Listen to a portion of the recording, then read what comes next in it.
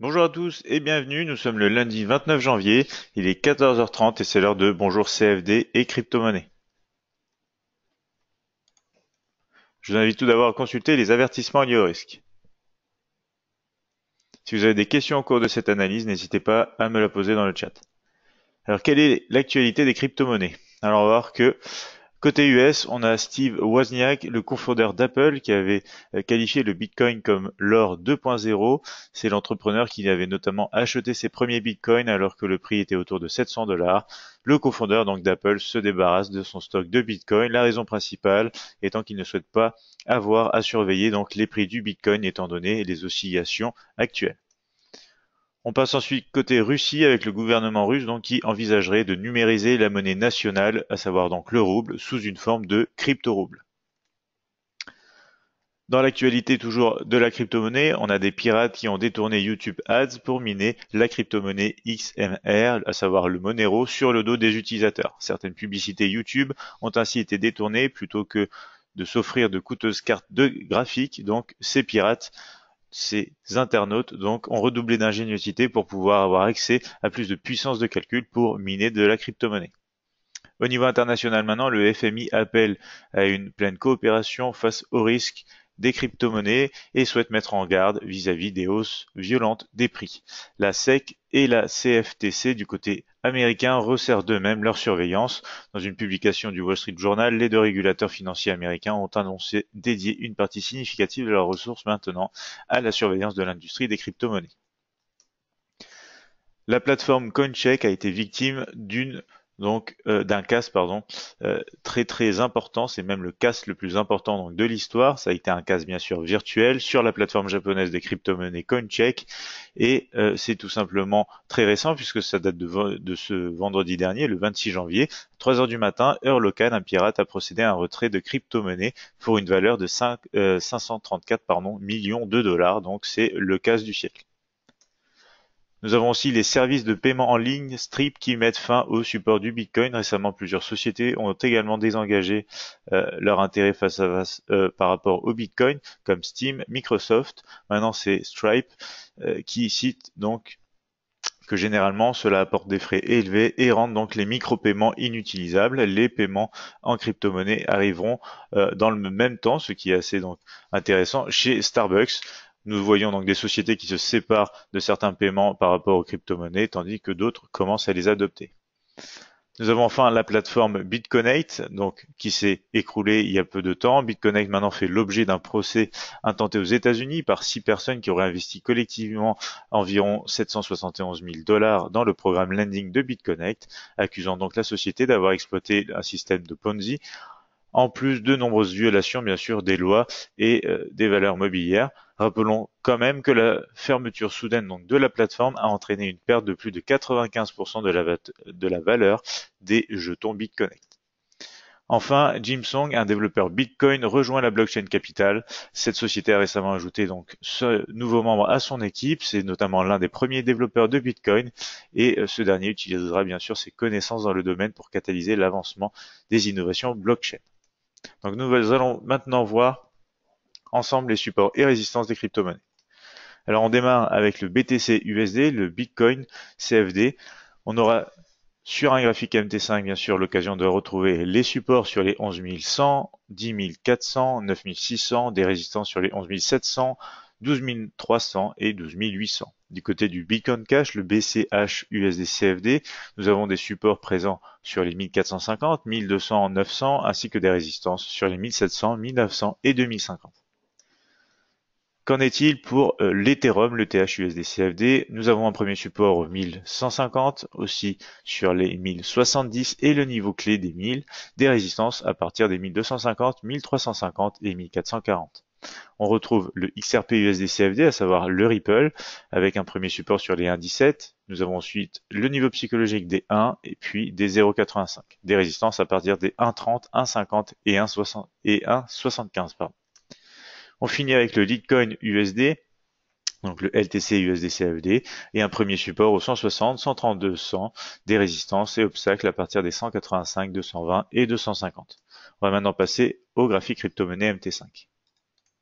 Donc on se retrouve sur la plateforme de trading Admiral Markets MetaTrader 5 et nous voyons ici donc le cours du Bitcoin en graphique journalier. Ici on a une tendance baissière, momentum négatif et force positive. On voit les moyennes mobiles 50 exponentielles, donc 50 et 20 qui se sont croisées à la baisse. On voit quand même encore ici donc une ligne de tendance haussière qui contient difficilement, mais pour le moment qui contient encore le cours de cette crypto-monnaie qui commence véritablement à baisser. On va voir sur un graphique H4 ici qu'on a une quand même sortie donc de triangle d'indécision à la hausse, mais stoppé sur la résistance des 11 700.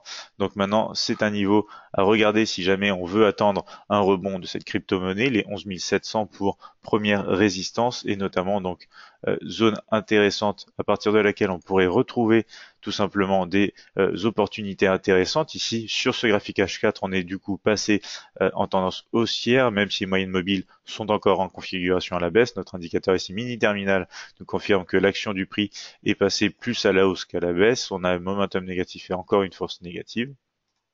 Sur un graphique ici horaire, on retrouve plus de détails, notamment si on met les derniers points hauts et bas. Ici, on est en négociation sur les derniers points bas de ce graphique horaire que vous retrouvez ici, en accord avec le support des 11 100. Il se pourrait qu'on casse donc cette zone, dans quel cas on irait retester le support des 10 400. Si jamais on casse cette zone-là ici, des derniers points hauts et notamment qu'on repasse au-dessus donc de ce support, on pourrait avoir un rebond direction la résistance des 11 700 avant un test. Et idéalement, on aimerait voir ici la cassure d'une oblique comme ceci pour une confirmation d'un regain d'énergie sur le Bitcoin, le BTC USD CFD. Pardon.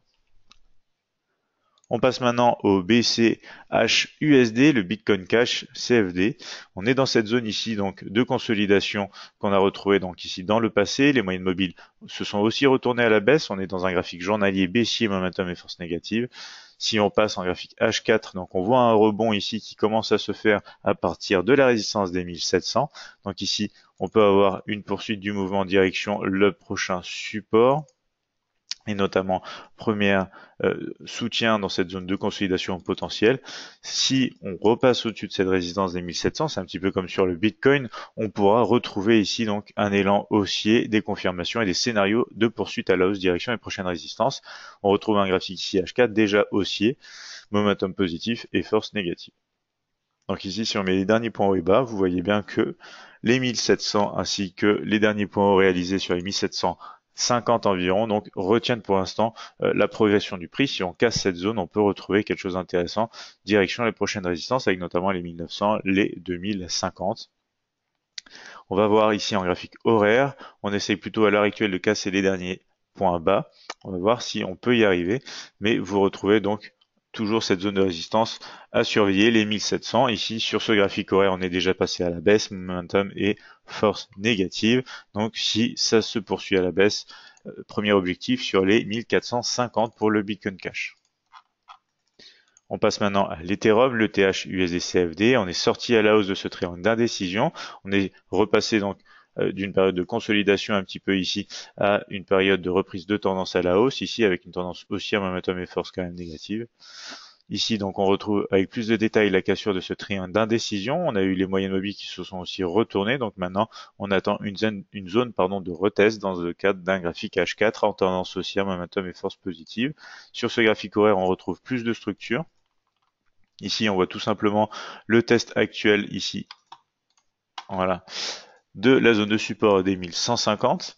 On aimerait avoir ici donc une confirmation du rebond après cassure d'une oblique, direction la prochaine résistance des 1250 pour confirmer le regain d'énergie ici aussi donc sur le THUSD-CFD, l'Ethereum. Si on n'arrive pas donc à rebondir de cette zone à la hausse, on va la casser à la baisse très certainement, direction donc les 1070 pour un autre test de support potentiel. Les premières zones ici intéressantes, donc autour des 1150 pour un rebond et aller chercher la résistance des 1250 sur l'Ethereum CFD. On passe maintenant donc au Ripple, le XRP USD. Sur un graphique ici journalier baissier, momentum négatif et force positive. On est sous la moyenne mobile exponentielle 50 ici qui joue pour le moment le rôle de résistance dynamique. On voit bien ici qu'on a du mal à essayer de la franchir. On va passer sur un graphique H4. On retrouve la sortie donc de ce triangle d'indécision. Donc ce triangle d'indécision qui nous a permis donc de sortir à la hausse, mais où on s'est heurté directement sur la résistance importante des 1,30. Vous le voyez très bien ici avec une longue mèche où on n'a pas réussi à clôturer de l'autre côté. On a même clôturé sur cette bougie à la baisse, donc un rejet de cette zone de résistance. Ça nous marque donc vraiment un niveau intéressant. Dans quel cas on casse ce niveau à la hausse, on peut se rendre sur les prochaines résistances avec les 1,50 et les 1,75. Pour l'instant, on risque de rester en range entre ce niveau donc de résistance et le support des 1,17. Si jamais on passe donc sous la partie médiane du triangle d'indécision, on pourra même se diriger sur le niveau psychologique et support des 1,00. Donc sur un graphique ici H4, déjà en tendance baissière, momentum positive et force négative. Maintenant, on va passer sur le graphique horaire. Graphique horaire en tendance haussière ici, momentum et force négative. La moyenne mobile exponentielle 20 est au-dessus de la moyenne mobile exponentielle 50. Donc on est en configuration ici encore haussière, mais on aimerait voir donc ici avec plus de détails donc la cassure d'une oblique, notamment de cette résistance intéressante des 1,30 pour véritablement voir un regain d'énergie ici aussi sur le Ripple, le XRP USD en graphique horaire. On finit enfin avec le LTC USD, le Litecoin CFD crypto-monnaie. On a eu ici sur un graphique journalier une cassure du triangle d'indécision à la baisse. On est venu négocier sous les moyennes mobiles exponentielles qui viennent donc de se croiser très récemment. On est sur un graphique journalier baissier, momentum donc négative et force négative. On a ici une première zone de rebond possible qui a été testée une première fois avec un rejet certes sur les derniers niveaux donc ici de structure, donc pas réellement exploitable sur du long terme, mais on a déjà vu donc de la réaction dans cette zone. On peut s'attendre à avoir de prochains tests dans cette zone de support ici et potentiellement en dernier recours donc dans la zone inférieure ici on va retrouver ces zones sur des graphiques ici inférieurs. Donc on retrouve des négociations ici qui ont essayé de générer donc qui ont réalisé en fait des points hauts plus hauts que les points hauts précédents, mais pour l'instant on n'arrive pas à poursuivre à la hausse. Ici on est en plein test dans le nuage des moyennes mobiles, mais de l'autre côté, c'est-à-dire qu'on est passé au-dessus de la moyenne mobile exponentielle 50. On essaye maintenant donc de retenir avec des niveaux de structure. Vous allez retrouver sur un graphique horaire ici le prix. Je vous fais remarquer juste qu'on est sur un graphique H4 aussi, momentum positif et force négative. Si on passe en graphique horaire, on retrouve plus de détails. On retrouve notamment donc ici la résistance des 185 qui a joué son rôle dans le passé. Donc on est passé au-dessus, on est passé en dessous. Maintenant il faudrait repasser au-dessus et avoir des confirmations du price action à la poursuite donc des prochains obstacles, à savoir notamment une zone ici déjà sur les 208, mais aussi donc la résistance intéressante des 220. Ici vous pouvez donc vous attendre à une poursuite haussière si on arrive à générer ici donc une cassure de zone de consolidation en direction la hausse avec un premier arrêt potentiel sur les 208. Et si jamais on continue donc à la baisse, on va ajouter les derniers points hauts et bas ici pour regarder ce qui se passe. On essaye de casser les derniers points bas. Les derniers points hauts correspondent bien sûr avec les 185, donc c'est une zone à surveiller pour retrouver des rebonds aussi intéressants. Sur le graphique ici H4, on va voir que les derniers points hauts aussi sont autour, donc ici ils sont environ sur les 193. Et du coup, ce sont des zones à surveiller pour potentiellement casser à la hausse, retrouver un regain d'énergie. Si on n'y arrive pas, on va retoucher donc cette première zone de support que je vous ai montré sur le graphique H4 et daily, sur donc une zone qui démarre sur les 160 pour un premier support et aussi donc sur les 132 pour la partie basse de cette zone de support. Rebond potentiel intéressant, rebond qui avait été donc observé ici il y a de cela quelques temps maintenant. Donc pour un rebond positif. Petit rebond, mais rebond positif tout de même. Donc ici, il reste à surveiller, donc notamment les 185 pour ceux qui souhaitent rejouer le Litecoin, le LTC USD à la hausse au cours des semaines à venir. Donc voici pour cette analyse hebdomadaire des crypto-monnaies. Je vois qu'on n'a pas de questions dans le chat. Je vous invite à nous retrouver d'ici la semaine prochaine pour un nouvel épisode hebdomadaire donc de Bonjour crypto-monnaie CFD. D'ici là, vous pouvez nous retrouver tous les matins à 8h30 pour des analyses sur Bonjour CAC 40 et DAX 30 où on parle notamment des crypto-monnaies du jour et où on fait une analyse donc tous les matins. Je vous souhaite à tous une bonne semaine et un bon trading. Pour tous ceux qui ne sont pas déjà abonnés à notre chaîne YouTube, je vous invite donc à le faire. Vous retrouverez du contenu et des tutoriels de trading gratuits ainsi que plus d'informations sur notre site admiralmarkets.fr.